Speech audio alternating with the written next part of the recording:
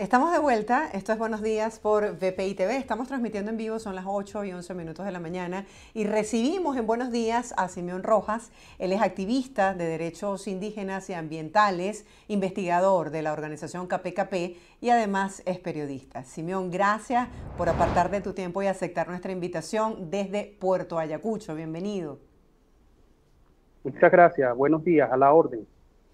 Simeón, la UNESCO ha hecho esta advertencia de que la cultura, la comunidad indígena está en riesgo y habla acerca de 35 idiomas que están también en peligro de extinción. Tú que estás allá y que representas a la comunidad, coméntanos cuál es la situación actual de los indígenas. Bueno, la UNESCO viene advirtiendo sobre esta situación de peligro de 34, 35 lenguas indígenas que están a punto de desaparecer acá en nuestro país. Aquí en el caso de Amazonas hay una preocupación por las lenguas de algunos de los pueblos indígenas. Es importante destacar que aquí en Amazonas somos el reservorio de la mayor cantidad de pueblos indígenas en el país. Hay aproximadamente contabilizados hasta el momento 21 pueblos indígenas aquí en esta región, en este territorio, y algunas de ellas, por supuesto, están en peligro de extinción. Hablamos, por ejemplo, del pueblo Yabarana, del cual el último censo poblacional de 2011, que está en proceso de actualización en estos momentos, quedaban aproximadamente unos 400 miembros de este pueblo indígena originario del municipio Manapiare, de aquí del estado Amazonas. Y de igual manera, pues, otros pueblos indígenas que la lengua está a punto de desaparecer. Pero algo importante que señalar es que en algunos pueblos indígenas hay un proceso de revitalización de su idioma.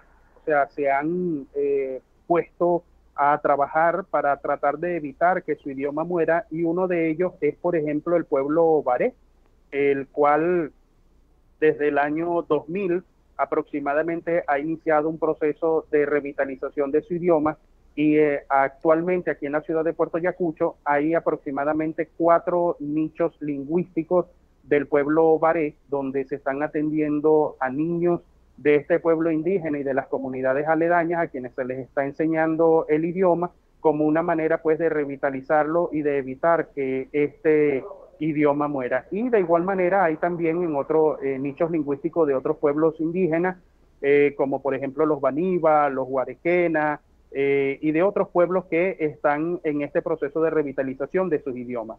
En líneas generales, apartando lo del idioma y la preocupación de la UNESCO, no solamente por el idioma, sino por la cultura en general, es importante destacar que al perderse el idioma de un pueblo indígena se pierde una parte importante, no solo de la cultura, sino también de la identidad de estos pueblos, y es por esta razón, pues, que amerita que se ponga el ojo en el mismo y además una gran atención. El gobierno, por ejemplo, ha activado lo que es el Instituto Nacional de Idiomas. Ellos están aquí en el estado Amazonas, en la ciudad de Puerto Ayacucho, y están en ese proceso de dar también cursos a la población en general que esté interesada en hablar idiomas de determinados pueblos indígenas, sobre todo los más amenazados, como una manera, pues, de extender un poco el proceso de supervivencia de estos idiomas. ¿Qué ha pasado con el transcurrir de los años? ¿Por qué están en riesgo estos idiomas si muchos de los indígenas son tan cuidadosos de conservar sus culturas y de transmitirlo con orgullo de generación en generación? ¿Qué ha cambiado con el tiempo? Bueno, fíjate, ¿qué ha pasado? El pasar de los años, por ejemplo, muchos pueblos indígenas han abandonado sus territorios, es decir, sus territorios de origen, el punto donde ancestralmente ha estado ubicado ese pueblo indígena y sus comunidades. Y ellos se han visto forzados a migrar por un conjunto de situaciones, de elementos. Antiguamente, por ejemplo, migraban mucho escapando de la persecución de los explotadores forestales. Aquí en Amazonas hubo en el pasado un proceso de explotación forestal del caucho principalmente, y entonces las personas foráneas que iban a los territorios indígenas a hacer la explotación de estos árboles, entonces utilizaban a los indígenas como mano de obra para el trabajo forzado. Y esta situación originaba que muchos de ellos, pues, o sea, huyeran, los padres tuvieran, las familias tuvieran que huir de esos territorios para evitar ser sometidos al trabajo forzado en la explotación del caucho. Influye también el hecho de que personas foráneas se meten en los territorios de las comunidades, de los pueblos indígenas, se mezclan con los miembros de esa comunidad y entonces empiezan a hacer procesos de negación de sus culturas y de, entre otras cosas, de hablar el idioma. Incluso llegaron hasta prohibir que, por ejemplo, un blanco o un criollo se mezclaba con una indígena y entonces esta persona le prohibía a la madre y a los abuelos que le enseñaran el idioma a sus hijos, a sus nietos, destacando que este es un proceso oral, de transmisión oral. Luego, bueno, sobre todo en comunidades del interior del estado, donde antes había la mayor cantidad de población indígena, no estaban generadas las condiciones, por ejemplo, a nivel educativo. En algunas zonas no había escuela o las escuelas llegaban hasta cierto grado y entonces los muchachos tenían pues la intención de seguir sus estudios a nivel del liceo y posteriormente ir a las universidades, y las familias migraban de sus territorios originarios, por ejemplo, hacia Puerto Ayacucho, se instalaban en la ciudad y se constituían en indígenas en contexto urbano.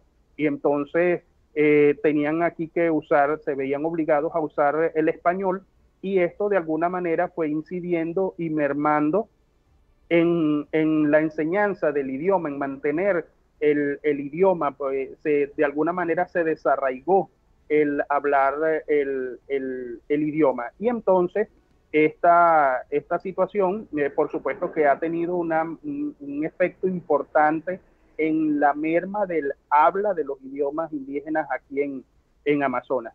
Y bueno, los ancianos de varios de estos pueblos indígenas fueron falleciendo, la transmisión del idioma se quedó con ellos, y bueno, los esfuerzos que se están haciendo ahora es porque algunos pocos de los nietos o de los hijos de estos ancianos hablantes, que fueron los últimos hablantes fluidos y permanentes de este idioma, se han venido tratando de recuperar algo de lo que ellos recibieron de esa transmisión oral y le están transmitiendo entonces a la nueva generación de indígenas y de ciudadanos venezolanos aquí en Amazonas. Tocaste un punto bien importante que tiene que ver con los servicios de salud y educación. ¿Cuál es la situación actual en este sentido para las comunidades indígenas en Venezuela? Bueno, el caso de salud, hay una deuda. En el caso específico de Amazonas, en los últimos años el sistema de salud pues se disminuyó bastante por un conjunto pues de situaciones adversas que tuvo que confrontar el Estado venezolano para poder garantizar el derecho a la salud a las comunidades. El derecho de atención primaria de salud, porque lo ideal es que en una comunidad haya un ambulatorio en buenas condiciones, que este ambulatorio tenga médicos, tenga enfermeros, tenga además los insumos y las medicinas necesarias para tratar allí mismo en la comunidad cualquier tipo de patología o de enfermedad que presenten los habitantes indígenas de esas comunidades. Pero esta situación fue disminuyendo. Los ambulatorios se deterioraron, los médicos se fueron, si acaso quedaron nada más los enfermeros, y eso porque son habitantes de las mismas comunidades. No hubo más insumos, no hubo más dotación de medicina.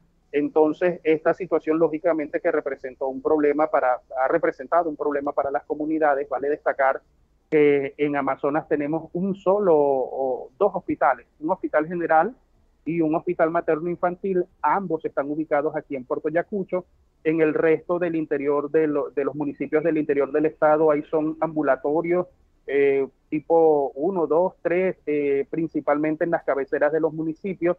En el resto de algunas de las comunidades del interior Ahí son consultorios, uno que otro consultorio popular, pero todavía sigue, por supuesto, haciendo falta una mayor presencia del sistema sanitario en las comunidades para garantizar que haya una atención primaria en las comunidades indígenas directamente y no que estos se tengan que desplazar bien por algún traslado que haga el Estado o por medios propios desde zonas inhóspitas bien alejadas de la capital de Amazonas hasta Puerto Ayacucho para buscar algún tipo de atención médica. Y en cuanto a educación, bueno, ha habido una disminución también de este proceso en las comunidades por el mismo deterioro de las escuelas, el abandono de maestros de sus escuelas porque la situación, la crisis económica hizo insostenible el tema pues del ingreso y de que los maestros se pudieran sostener por el sueldo que ganaban y muchos migraron pues hacia las zonas mineras o hacia Colombia por el hecho pues de que compartimos una parte del cinturón fronterizo con ellos buscando mejores condiciones de vida y entonces las escuelas, bueno, de alguna manera entre el deterioro, la migración de los docentes y también hasta de los mismos estudiantes, porque también hubo y ha habido durante estos últimos años de deserción escolar en las escuelas, bueno, ha representado también otro de los aspectos que debe llamar la atención de las autoridades del gobierno y del Estado venezolano para garantizar estos derechos, tanto salud como educación en las comunidades indígenas de acá del Estado Amazonas. Gracias, Simeón, por acompañarnos el día de hoy. Feliz día y feliz fin de semana para ti. Muchas gracias a ustedes, estamos a la orden. Era Simeón Rojas, activista por los derechos humanos de los indígenas y ambientales también. Nosotros vamos al corte, ustedes no se aparten, en breve estaremos de vuelta. Esto es Buenos Días por BPI TV.